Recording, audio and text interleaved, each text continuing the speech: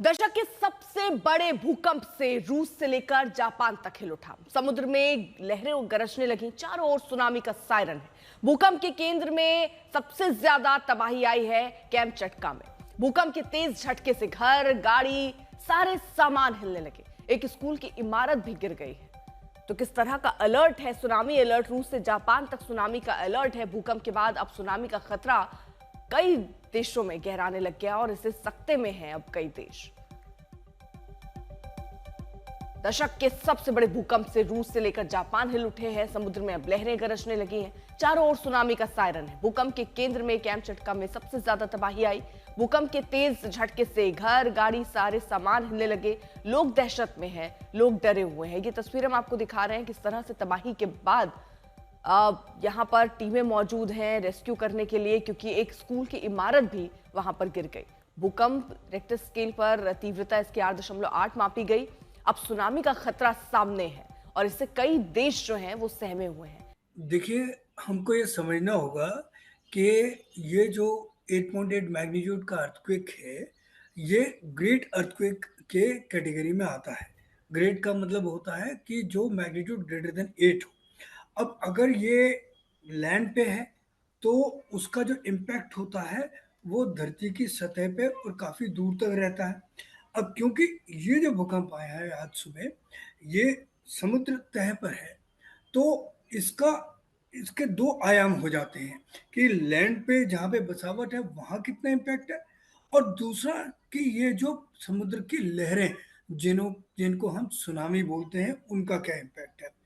और जहाँ पर ये भूकंप आया है, ये वर्ल्ड में 2 मुख्य हाईएस्ट सेस्मिक बेल्ट्स हैं। एक तो एल्पाइड बेल्ट जो कि इंडोनेशिया से भारत होती हुई अफ़गानिस्तान जाती है और दूसरी ये बेल्ट है पैसिफिक के किनारे-किनारे वाली जिसको कि हम रिंग ऑफ फायर भी बोलते हैं। यहाँ एक बड़े भूकंप का खतरा हमेशा बना रहता है। अब यहाँ पे ये भूकंप की समुद्र की सतह पे जो भूकंप आया, उसका इम्पैक्ट जो है आपका जो लैंड एरिया है, वहाँ तो अभी काफ़ी कम होगा, लेकिन इससे जो समुद्र में जो लहरें उठी हैं और जो अभी तक 1 से 3 मीटर की जो जापान के कोस्ट में पहुँची हैं, ये सुनामी का खतरा यहाँ पर अत्यधिक है। इसके खतरे में जो इसके नज़दीक के जो तटीय क्षेत्र हैं, जापान का क्षेत्र है, रशिया का क्षेत्र है। लेकिन क्योंकि पृथ्वी एक गोल है और इसका इम्पैक्ट जो है वो समुद्र में पूरे जगह पे जाता है, तो इसका इम्पैक्ट जो है वो वेस्टर्न कोस्ट ऑफ अमेरिका, वहाँ पे भी इसका इम्पैक्ट होगा। खाली अमेरिका ही नहीं, जो सदर्न रीजन है, जैसे कि ऑस्ट्रेलिया, न्यूज़ीलैंड, उनको भी सतर्क रहने की ज़रूरत है। तो यहाँ पर जो इस बहुत बड़े भूकंप 8.8 मैग्नीट्यूड का जो भूकंप है, यहाँ पे जो सुनामी जो जनरेट हुई है और आने वाले वक़्त में उनका प्रभाव होना, ये जारी रहेगा। क्योंकि जैसा कि सभी अनुभव करते हैं कि बड़े भूकंप के बाद आफ्टर शॉक्स भी धीरे-धीरे करके आते हैं। और जो मैं आपको बात कर रहा हूँ कि अमेरिकन वेस्टर्न साइड पे, तो वहाँ पे लहरों के पहुँचने में थोड़ी देरी भी लगेगी और आफ्टर शॉक्स की वजह से जो नियर बाय इलाके जो हैं, जापान के और जो रशिया के, वहाँ पे कुछ समय तक ये अभी अलर्ट ये जारी रहेगा।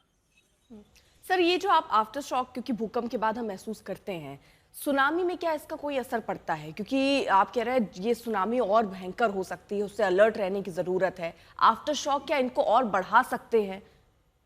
देखिए, ऐसा है कि आफ्टर शॉक का मैग्नीट्यूड क्या है, ये इस बात पे डिपेंड करता है कि जो मेन शॉक है, जैसे कि ये 8.8 मैग्नीट्यूड का अर्थक्वेक है, जी। तो इसके आफ्टर शॉक्स जो होंगे, वो भी एक बड़े मैग्नीट्यूड को लिए हुए होंगे।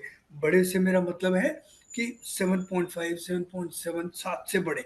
तो अगर नज़दीक के इलाके में 7 मैग्नीट्यूड से ऊपर का अर्थक्वेक आता है, तो सुनामी उनसे भी जनरेट होना पास के इलाकों में, मेरे पास से मतलब है कि जहाँ पर ये अर्थक्वेक आया है ओशन बॉटम में, उसके पास का इलाका रशिया का भी हो सकता है, उससे पास का इलाका जापान का भी हो सकता है और जहाँ पे ये आया है, उसके उत्तर में भी हो सकता है उसका एपिसेंटर, उसके पश्चिम में भी हो सकता है। तो यदि हम कोस्टल नज़दीक के एरिया की बात करें, तो वहाँ पे आफ्टर शॉक्स की वजह से भी सुनामी आने के चांसेस हैं। और ये ऐसा नहीं है कि जो है अभी 1-2 घंटे या 3 घंटे, नहीं, नहीं, नहीं। ये आफ्टर शॉक्स जो है, ये 2 या 3 दिन या 4 दिन तक तो इस बड़े अर्थक्वेक के पास तो ये रहेंगे ही रहेंगे। और सर, ये सुनामी का खतरा कब तक बना रहेगा? देखिए, सुनामी का खतरा जिन बातों पे डिपेंड करता है, वो ये है कि ये किस मैग्नीट्यूड का, कितनी गहराई पर, और यहाँ से जो कोस्टल रीजन है वो कहाँ पे। अब यदि मैं बात करूँ जापान और रशिया की, तो वहाँ पे सुनामी 3-4 घंटे या 6-7 घंटे में आ जाएगी, पहली सुनामी। लेकिन यदि मैं बात करूं कि वो अमेरिकन वेस्टर्न कोस्ट पे ये कितना इम्पैक्ट होगा, तो वहां पे इसके इम्पैक्ट को पहुंचने में थोड़ा समय लगेगा। यदि मैं ये बात करूं, हो सकता है ऑस्ट्रेलिया न्यूजीलैंड के कोस्ट में उसका एम्पलीट्यूड जो है वो वेव्स का धीरे धीरे जाते जाते डाई आउट हो जाए। लेकिन अगर मैं ये बात करूं कि वहां पे यदि इम्पैक्ट होता है, तो उसको भी बहुत ज्यादा समय लगेगा। और ये बात है कि जैसे जैसे आप जो समुद्र की सतह है वो ऊपर उठती चली जाती है, क्योंकि नीचे जो है, नीचे से सतह लैंड की तरफ ऊपर जाती है। तो हम्म। छोटी भी सुनामी जो वहां पे एपिसेंटर के ऊपर है, वो धीरे धीरे उसका आकार बढ़ता चल, आकार मतलब उसकी हाइट बढ़ती चली जाएगी, और वो जो लैंड पे उसका इम्पैक्ट जो है वो ज्यादा हो जाएगा। तो अगर प्रिसाइज मैं आपकी बात का जवाब दूं, तो जो नियर बाई रीजन्स हैं, उनमें तो अभी 7-8 घंटे तक बहुत ज़्यादा सतर्क रहने की ज़रूरत है।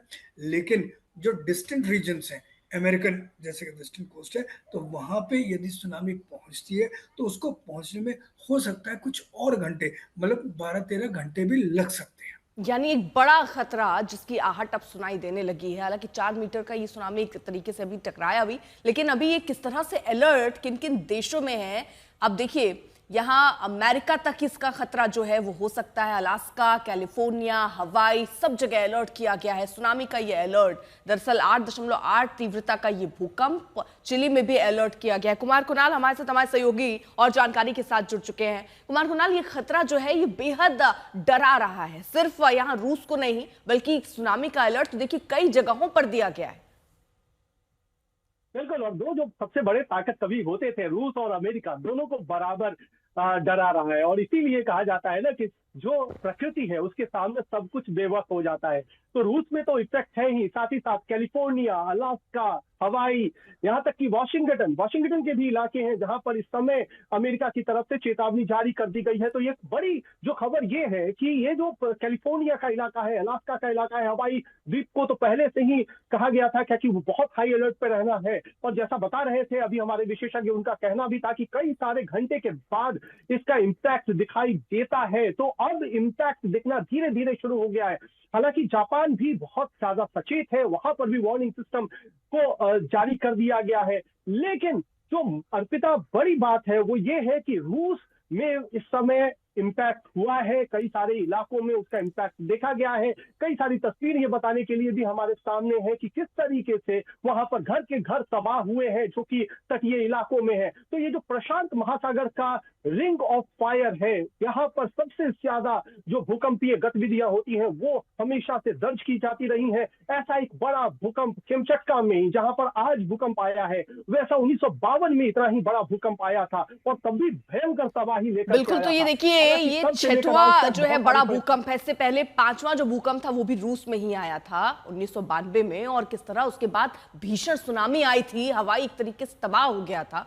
अब यही खतरा एक बार फिर से पैदा हुआ नजर आ रहा है। कुमार कुणाल, बहुत बहुत शुक्रिया आपका तमाम जानकारी के लिए।